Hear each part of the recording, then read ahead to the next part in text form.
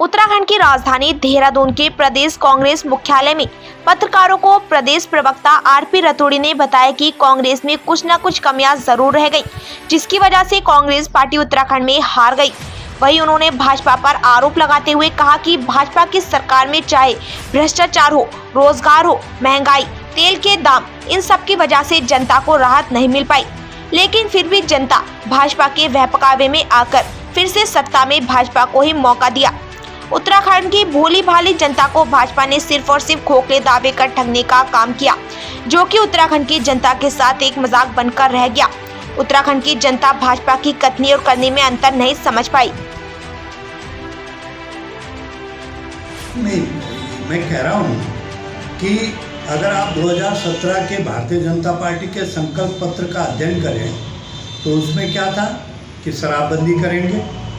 शराबबंदी हुई, आपने देखा होगा कि शराब को घर घर पहुंचाने का काम मोबाइल वैन से किया गया। मुनि की रेती जैसे पवित्र स्थान पर, जो कि कुंभ क्षेत्र भी है, वहाँ शराब की दुकान खोलने का काम किया। बेरोजगारी दूर करने की बात हुई थी, जरा उत्तराखंड में कितनी बेरोजगारी दूर हुई। उत्तराखंड में भ्रष्टाचार खत्म करने की बात हुई थी, कितना भ्रष्टाचार खत्म हुआ। आपने देखा कि शराबों को जो सुप्रीम कोर्ट ने कहा था कि ये राष्ट्रीय राजमार्गों से और इनसे 500 मीटर हो, उनको जिला मार्ग घोषित किया केवल शराब की दुकानों को रखने के लिए।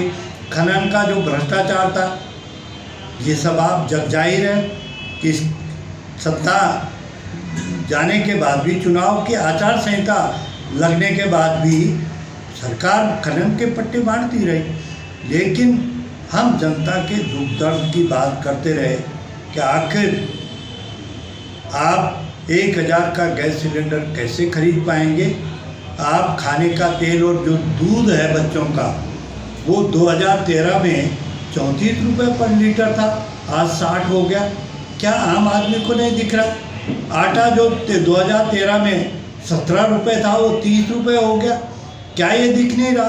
तो इसके बावजूद भी अगर उन्हें समर्थन दिया तो मैं कहूँगा कि अंधभक्ति भारी रही और उसका नतीजा सबको, देशवासियों को और जनता को भुगतना पड़ेगा। देखिए, महंगाई, बेरोजगारी, पलायन, भ्रष्टाचार, इस पर अंधभक्ति भारी पड़ गई।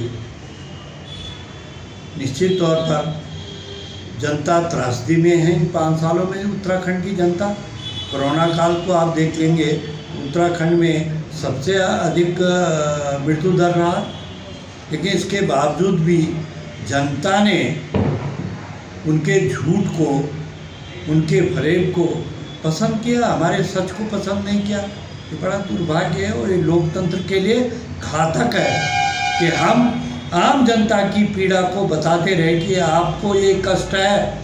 आपने नोटबंदी भी देखी, आपने जीएसटी का नुकसान व्यापारी ने देखा, पर उसके बावजूद भी भारतीय जनता पार्टी बड़ी सफाई से अपना झूठ पेश कर गई और निकल गई। तो ये लोकतंत्र है। लोकतंत्र में जनता जनार्दन सर्वोपरि है। जो जीत गया, यह निश्चित तौर पर उसकी सत्ता है। और जो कमियां रही होगी, कहीं ना कहीं ऐसा तो नहीं है कि कमियां नहीं रही होगी, कोई कमियां रही होगी, उसका मंथन और चिंतन होगा।